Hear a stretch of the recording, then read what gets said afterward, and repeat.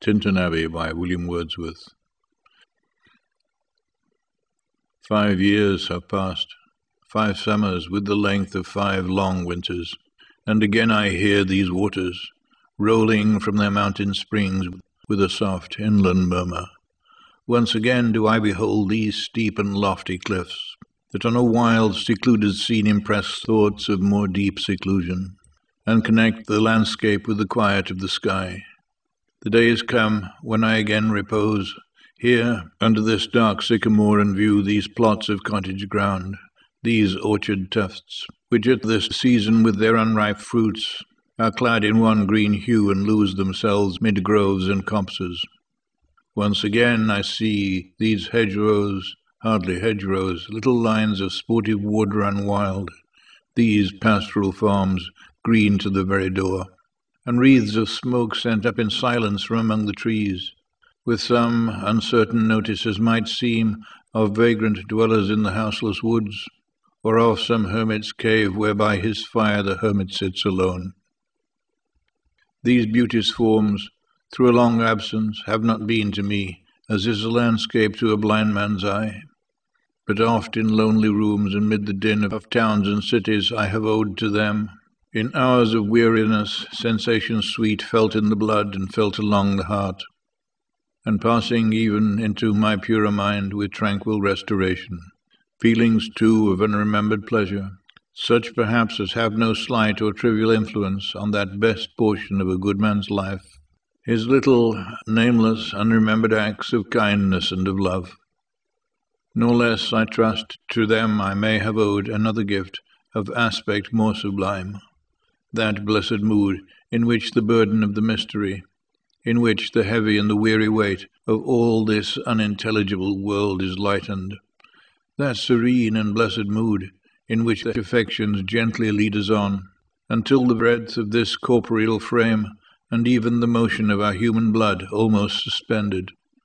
we are laid asleep in body and become a living soul,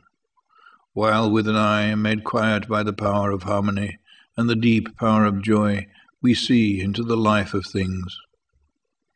If this be but a vain belief, yet oh, how oft, in darkness and amid the many shapes of joyless daylight, when the fretful stir, unprofitable, and the fever of the world have hung upon the beatings of my heart, how oft in spirit have I turned to thee, O sylvan Wye, thou wanderer through the woods, how often has my spirit turned to thee? And now with gleams of half-extinguished thought, with many recognitions dim and faint, and somewhat of a sad perplexity, the picture of the mind revives again, while here I stand, not only with the sense of present pleasure, but with pleasing thoughts that in this moment there is life and food for future years. And so I dare to hope, though changed, no doubt, from what I was when first I came among these hills, when like a roe I bounded o'er the mountains by the sides of the deep rivers, and the lonely streams wherever nature led, more like a man flying from something that he dreads than one who sought the thing he loved. For nature then, the coarser pleasures of my boyish days, and their glad animal movements all gone by, to me was all in all. I cannot paint what then I was. The sounding cataract haunted me like a passion. The tall rock, the mountain, and the deep and gloomy wood, their colours and their forms were then to me an appetite, a feeling, and a love that had no need of a remoter charm by thought supplied, nor any interest unborrowed from the eye.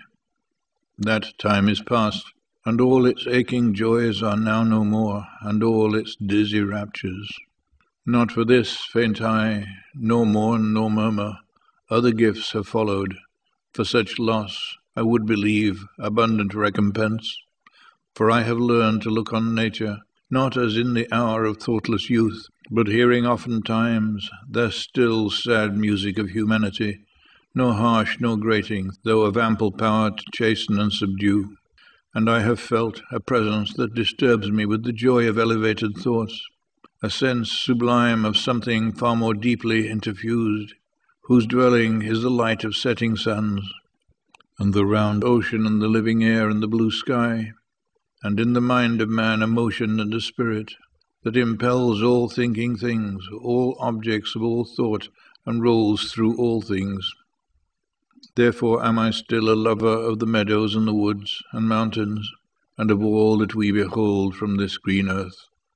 Of all the mighty world have I and dear, both what they half create and what perceive, well pleased to recognize in nature and the language of the sense, the anchor of my purest thoughts, the nurse, the guide, the guardian of my heart and soul,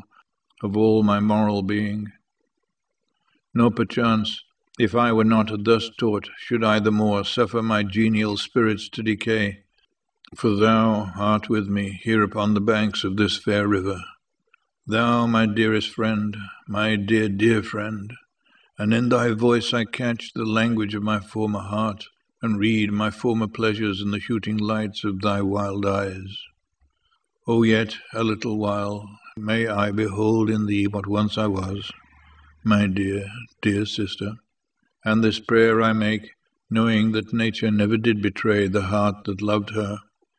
'Tis her privilege through all the years of this our life to lead from joy to joy, for she can so inform the mind that is within us, so impress with quietness and beauty, and so feed with lofty thoughts that neither evil tongues, rash judgments, nor the sneers of selfish men, nor greetings where no kindness is, nor all the dreary intercourse of daily life, shall e'er prevail against us or disturb our cheerful faith, that all which we behold is full of blessings. Therefore let the moon shine on thee in thy solitary walk, and let the misty mountain winds be free to blow against thee. And in after years, when these wild ecstasies shall be matured into a sober pleasure, when thy mind shall be a mansion for all lovely forms, thy memory be as a dwelling place for all sweet sounds and harmonies, O then, if solitude, or fear, or pain, or grief should be thy portion, with what healing thoughts of tender joy wilt thou remember me, and these my exhortations. Nor perchance, if I should be where I no more can hear thy voice, nor catch from thy wild eyes these gleams of past existence, wilt thou then forget that on the banks of this delightful stream we stood together, and that I, so long a worshipper of nature, hither came, unwearied in that service, rather say with warmer love, oh, with far deeper zeal of holier love. Nor wilt thou then forget that after many wanderings, many years of absence, these steep woods and lofty cliffs, and this green pastoral landscape were to me more dear, both for themselves and for thy sake.